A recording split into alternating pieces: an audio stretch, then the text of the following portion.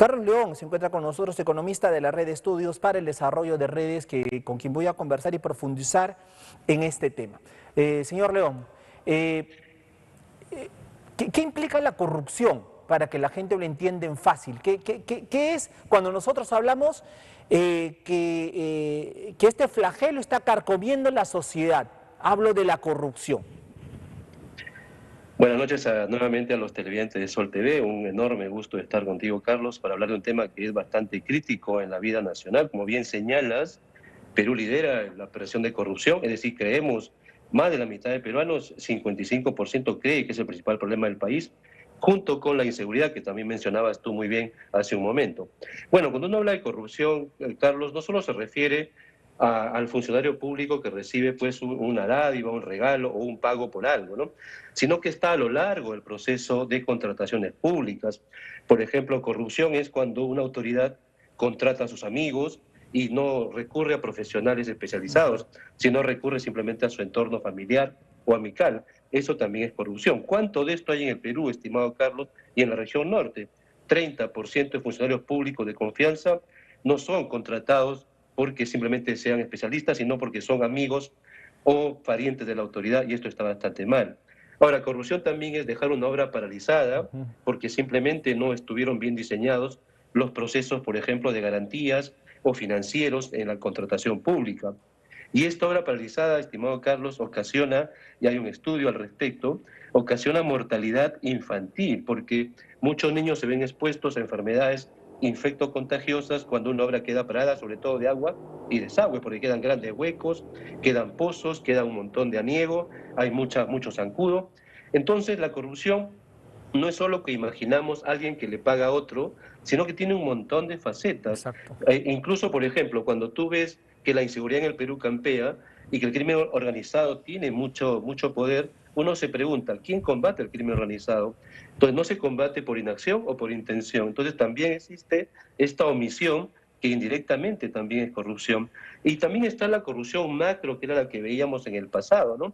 Estas grandes obras que se hacían antes, donde la corrupción estaba en modificar el contrato después que se ganaba la obra pública. Entonces, muchos grandes empresarios ofrecían montos mayores a otros solo con el fin de ganar una obra para luego modificar los contratos. También hay corrupción en eso. Y luego está la microcorrupción, Sí. que es la que estamos viviendo ahora con mucha intensidad los peruanos, que a uno le cobran por cualquier tipo de transacción en el Estado. Y ahora también hay que reconocer, estimado Carlos, que la corrupción tiene que ver con el corruptor, con el corrupto y con el sistema de control en el Perú, que a todas luces es bueno detectando, pero es muy malo sancionando al corrupto. Justamente a eso iba, señor León, amigos televidentes. Para que exista esta corrupción en todos los niveles, como bien lo ha descrito usted, tienen que estar dadas las condiciones para que esto pueda crecer. En un país, como vemos en muchos países en el mundo que intentan siempre frenar y tienen indicadores muy bajos, es porque tiene todo un sistema que frena todo eso, ¿verdad? Que frena, pero acá en el Perú hemos ido así en ascenso. Entonces, ¿qué condiciones se están dando para que esto crezca? Bueno, hay también que reconocer que mucha de la corrupción en el país tiene pues larga data, ¿no? La corrupción, si la recordamos, nuestros padres y abuelos también han hablado de esos temas, hay incluso investigaciones muy largas sobre esto, pero bueno, el sistema de control, por ejemplo, en Perú está a cargo de la Contraloría de la República, que detecta el riesgo de corrupción, detecta al corrupto y lo tiene que procesar en la Fiscalía, que a su vez lleva esto al sistema judicial. Bueno, la Contraloría ha detectado, por ejemplo, que para este año la corrupción está en alrededor de 24.000 millones de soles. 2.4% del PBI es un monto gigantesco. Entonces aquí viene la pregunta, si la Contraloría ya detecta estos riesgos o evidencias de corrupción, ¿por qué no hay sanciones o por qué hay pocas sanciones? Bueno, esto pasa al sistema de la Fiscalía y luego al Poder Judicial, ¿no? Donde todo el proceso es bastante largo y que sigue un mecanismo pues enorme de probanzas, lo que limita al sistema de control. Entonces en Perú tenemos que sabemos muy bien cuánto cuesta la corrupción, hay cifras diversas, pero no tenemos todavía un sistema de sanción eficiente, de modo que el corrupto se sabe impune, Carlos. Hay mucha impunidad en el país respecto a la corrupción y esto alienta a mucho aventurero a hacer política porque sabe que puede caer en un proceso impune y que no lo va a sancionar. Ahora, cuando usted habla de lo que nos está mencionando, puedo yo interpretar el tema de la desinstitucionalización del país. O sea, mientras más debilita las instituciones, más propenso a la corrupción estamos. Desde el Congreso se ha comenzado a trabajar en esto, y también desde el gobierno, ojo. Desde el Congreso comenzó a desestabilizarse, por ejemplo, la Defensoría del Pueblo. Comenzó a desestabilizarse la Junta Nacional de Justicia, comenzó a desestabilizarse a los órganos electorales, comienza de alguna manera a tratar de manejarse el Tribunal Constitucional, ya se amenaza al Ministerio Público, ya se amenaza al Poder Judicial. O sea, tenemos, miren, todas estas instituciones que desde el Congreso, desde una entidad del Estado, desde un poder del Estado, se comienza a debilitar al sistema. Y desde el Palacio de Gobierno tenemos a una presidenta que finalmente no gobierna, porque se supone que en este equilibrio de poderes, ante el abuso del Parlamento, tendría que salir justamente Dina Boluarte en defensa del sistema democrático, en defensa de la institucionalidad, a frenar todos estos abusos, todos esos atropellos.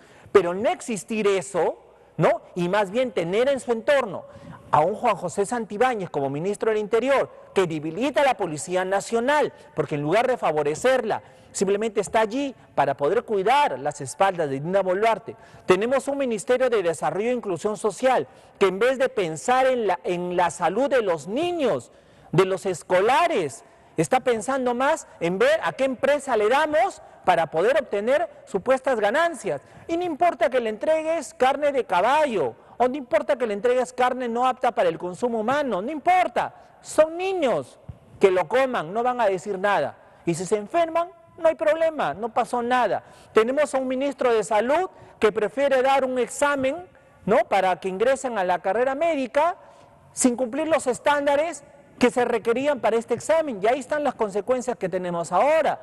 Y seguimos así, contando ministerio por ministerio. Entonces la pregunta es, esta desinstitucionalización que existe en el país, proveniente de los poderes del Estado, dan paso a que la corrupción en nuestro país crezca, señor León, amigos televidentes. Efectivamente, Carlos, como bien señalas, ¿cómo se construye una democracia? Como señala la literatura, el mismo quehacer de la vida política de un país sólido, se construye con confianza. ¿Y la confianza de dónde proviene, estimado Carlos? De la reciprocidad. Si el Estado se comporta conmigo de manera buena, me da bienestar, me da salud, me cuida, pues yo contribuyo con el Estado. ¿Cómo? Pues pagando mis tributos, siendo un mejor ciudadano. Entonces, en el país, esa reciprocidad con el Estado se ha perdido, de modo que yo no le tengo confianza al Estado, hay demasiada informalidad, muchas personas trabajan del lado del Estado, a espaldas del Estado, no tributan, y en otros casos el Estado se porta muy tarde, muy lento, o se porta mal, y no crea confianza. Y la confianza es vital. ¿Por qué no denuncio el crimen? Porque no confío en la policía, porque de repente hay denuncias por corrupción. ¿Por qué no denuncio los malos alimentos? ¿O por qué el Estado no hace nada ahí y se porta mal con los niños, como dices tú?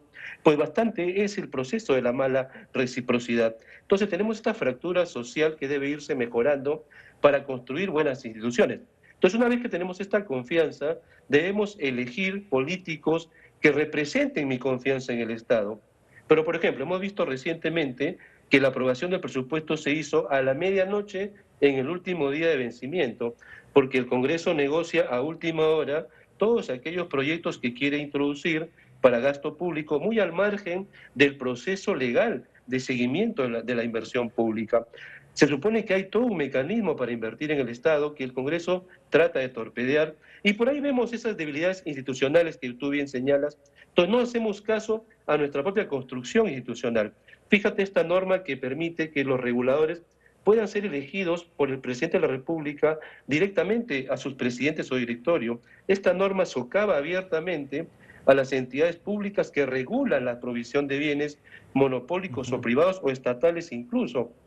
Entonces, es el propio Estado, Carlos, quien a veces crea este proceso de deterioro institucional que afecta a la democracia. Ahora, ¿qué cosa hace la corrupción con la democracia? Pues hace ver que algunos pocos tienen privilegios. ¿Por qué? Porque se enriquecen Y cuando hay impunidad, yo simplemente digo, bueno, la corrupción crea ricos que son impunes. ¿Y qué percibe la sociedad? Simplemente que la corrupción termina siendo riqueza. Por lo tanto, se crea una norma social negativa. Y viene lo más grave, estimado Carlos, que es que relativizamos la corrupción, Exacto. que no nos parece incluso ya malo y aceptamos algunos tipos de corrupción. Por ejemplo, la famosa frase, roba pero hace obra, que es un claro ejemplo de la fractura de la construcción institucional que tenemos en el Perú. No estamos construyendo buenas entidades que controlen al corrupto, sino estamos siendo cada vez más relajados por diversos motivos, ¿no? Y uno de ellos básicamente es porque ya se ha permeado mucho este proceso y la sociedad termina aceptando muchas cosas. Entonces votamos por políticos corruptos una y otra vez, a pesar de que deberíamos sancionarlos. También existe, estimado Carlos, un mal diseño de cómo se eligen estos políticos en los partidos. Los partidos deberían ser un excelente filtro de un funcionario público ético, probo y ajeno a la corrupción. Sin embargo, los partidos no son eso. En el Perú son chiquitos, Estamos son lejos de eso. fragmentados, son muchas aventuras empresariales y por lo tanto tenemos políticos que tienden a ser más emprendedores de una idea de negocio antes que un político que piense en el bienestar social, Es estimado más, Carlos. sí, es más, señor León.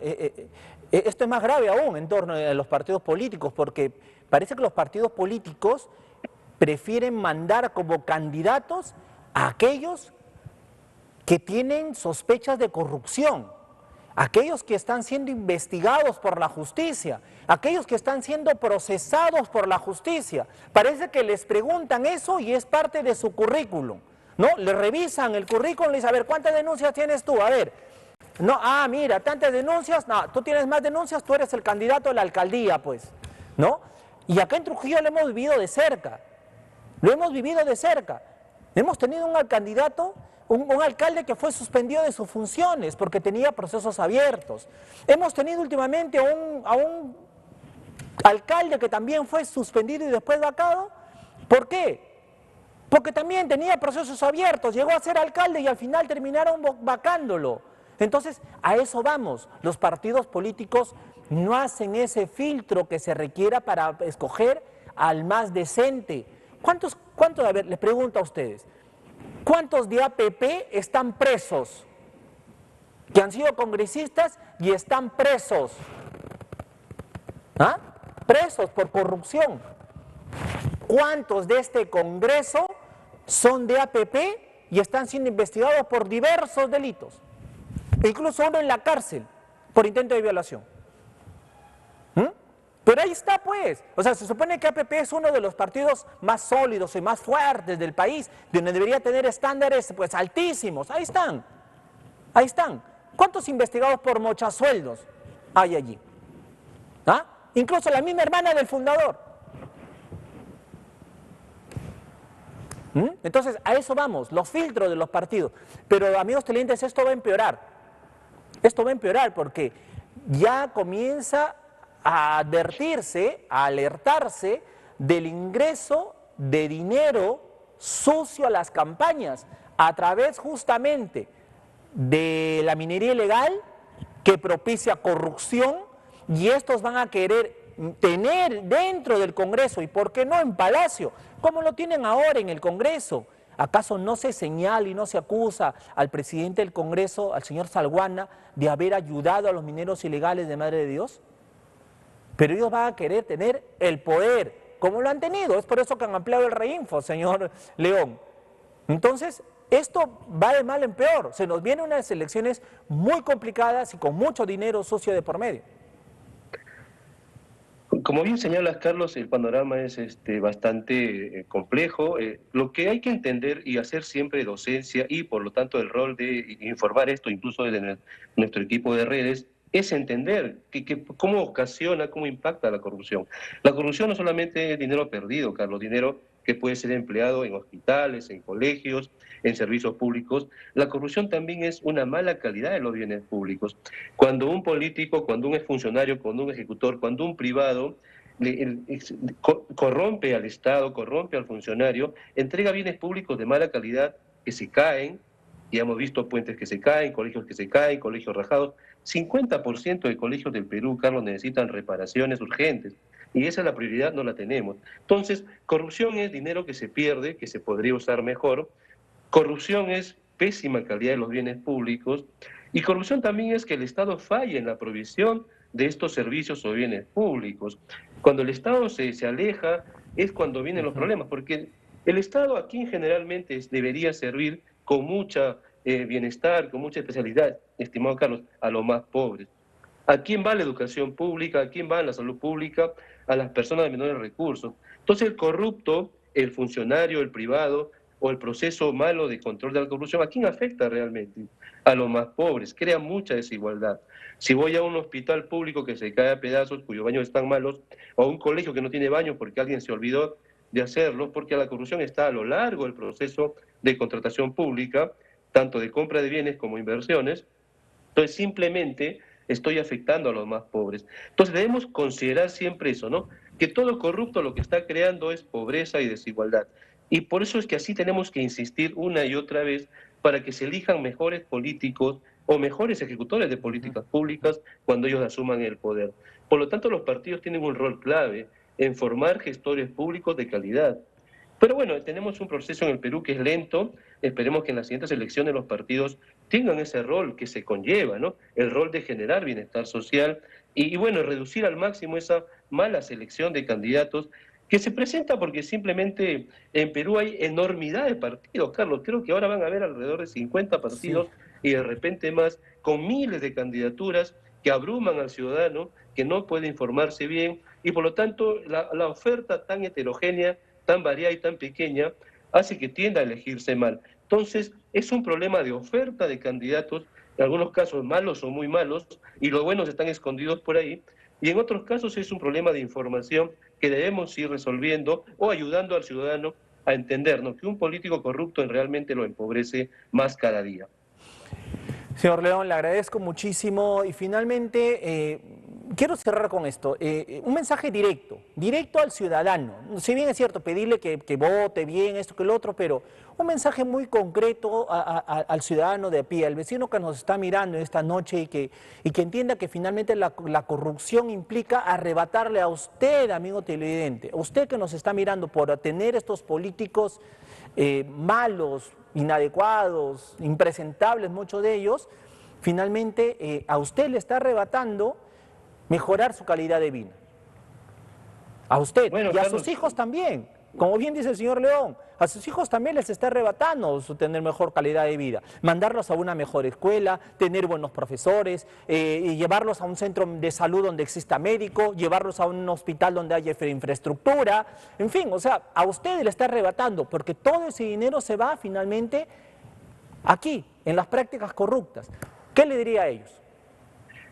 en términos sencillos, Carlos, hay que decirle al ciudadano que por cada sol que el Estado quiere gastar en aquellos que son los más pobres, 40 céntimos se lo lleva el corrupto. Y no podemos permitir eso. 40% del presupuesto público termina perdiéndose en corrupción y en el caso de compras públicas, por ejemplo, en los alimentos a los niños, de cada 10 soles, 4 soles se van a perder en el corrupto, 4 soles que mi niño no va a comer, y ahí vemos la Increíble, desnutrición, Carlos, que increíble. sigue rampeando en el Perú, que sigue moviéndose hacia arriba y no la detenemos. ¿Por qué? Porque la política pública debería controlar mejor este dinero, estimado Carlos. Muchísimas gracias, señor Carlos León, por estar esta noche con nosotros y habernos dado detalles, pues, de este flagelo que está carcomiendo a nuestro país. Y al igual que la corrupción, el crimen organizado, que finalmente van de la mano, no son separados, ¿ah? Van de la mano, corruptos y criminales, corruptos y criminalidad en el país, criminalidad organizada. Señor Carlos León, muchísimas gracias.